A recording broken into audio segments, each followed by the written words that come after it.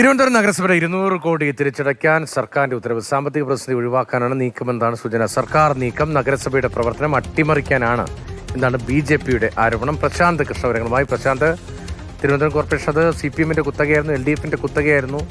നഗരസഭാ ഭരണം ഇപ്പോൾ നഷ്ടമായിരിക്കുന്നു. അതിനിടയിൽ ഇപ്പോൾ തിരുവനന്തപുരം നഗരസഭയുടെ 200 കോടി തിരിച്ചടയ്ക്കണമെന്ന സർക്കാർ ഉത്തരവ്, അതിന്റെ പശ്ചാത്തലവും അതിന്റെ കാരണവും അതിന്റെ സ്വഭാവവും എന്താണ്?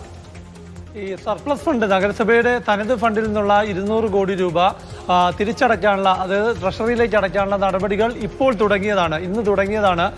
BJP രാഷ്ട്രീയ ആരോപണം ഉന്നയിക്കാനുള്ള കാരണം, അതായത് നവംബർ മാസം 18-ാം തീയതിയാണ് ധനകാര്യ അഡീഷണൽ ചീഫ് സെക്രട്ടറി നഗരസഭാ സെക്രട്ടറിക്ക് ഇത് സംബന്ധിച്ച കത്ത് നൽകിയത്. അതായത് 200 കോടി രൂപ ട്രഷറിയിലേക്ക് കുറഞ്ഞത് 6 മാസത്തേക്കെങ്കിലും നിക്ഷേപിക്കണമെന്ന കത്ത് ഉത്തരവിലൂടെ നൽകിയത്. അത് കഴിഞ്ഞ മാസം, അതായത് നവംബർ മാസം 24-ാം തീയതിക്കകം ഇത് സംബന്ധിച്ച തീരുമാനമെടുക്കണം എന്ന് നിർദ്ദേശിച്ചിരുന്നു. പക്ഷേ അതിനെല്ലാം ശേഷം ആണ് തെരഞ്ഞെടുപ്പ് ഫലം വന്നത്. തെരഞ്ഞെടുപ്പ് ഫലം വന്നു, BJP-ക്ക് ഏറ്റവും വലിയ കക്ഷിയായി BJP അധികാരത്തിലേക്ക് എത്തുന്നു.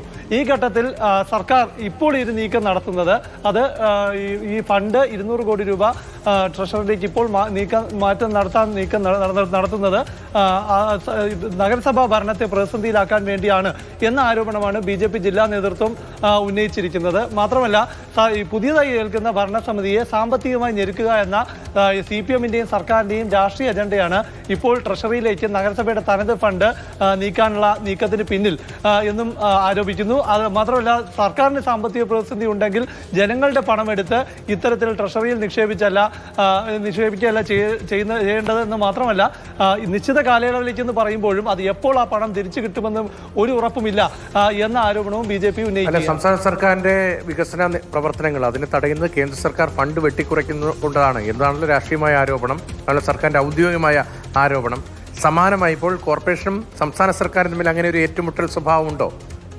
ഈ തനത് ഫണ്ട് സാധാരണ വർഷാവസാനം ആകുമ്പോൾ ഈ ചെലവഴിക്കാത്ത തനത് ഫണ്ട് ട്രഷറിയിലേക്ക് മാറ്റാറുണ്ട്.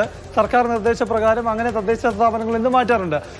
പക്ഷേ ഇത് ഈ ട്രഷറിയിലെ സാമ്പത്തിക പ്രതിസന്ധി മറികടക്കുന്നതിന് വേണ്ടി അല്ലെങ്കിൽ നേരിടുന്നതിന് വേണ്ടിയല്ല, സർക്കാരിന് ഓവർഡ്രാഫ്റ്റിലേക്ക് ഒഴിവാക്കുന്നതിന് വേണ്ടി നിശ്ചിത ഫണ്ട് ഈ ട്രഷറിയിൽ നിലനിർത്താറുണ്ട്. അതിനുവേണ്ടി നടത്തുന്ന ഒരു ശ്രമമാണിത് എന്നാണ് മനസ്സിലാക്കേണ്ടത്. എന്തായാലും നഗരസഭയ്ക്ക് അനുവദിച്ചിരിക്കുന്ന തനത് ഫണ്ട് ഇത്തരത്തിൽ ട്രഷറിയിൽ നിക്ഷേപിച്ചാലും അത് സർക്കാരിന് മറ്റു രീതിയിൽ വകമാറ്റാൻ സാധിക്കില്ല എന്നത് ഒരു വസ്തുത തന്നെയാണ്. ശരി, പ്രശാന്ത് കൃഷ്ണയാണ് വിവരങ്ങൾ നൽകിയത്. ഏതായാലും ഇപ്പോൾ തദ്ദേശ സ്ഥാപനത്തിലെ തെരഞ്ഞെടുപ്പിന്റെ പുതിയ വിജയത്തിൻ്റെയൊക്കെ അന്തരീക്ഷത്തിൽ ഏത് തരത്തിലാണ് സംസ്ഥാന സർക്കാരും മറ്റ് തദ്ദേശ സ്ഥാപനങ്ങളുള്ള ബന്ധം എന്ന കാര്യത്തിലൊക്കെ പുതിയ ചർച്ചകൾക്ക് ഒരുപക്ഷെ വഴിമരുന്നതാണ് ഈ വാർത്ത. അതിൻ്റെ വിശദാംശങ്ങളാണ് പ്രശാന്ത് കൃഷ്ണ നൽകിയത്.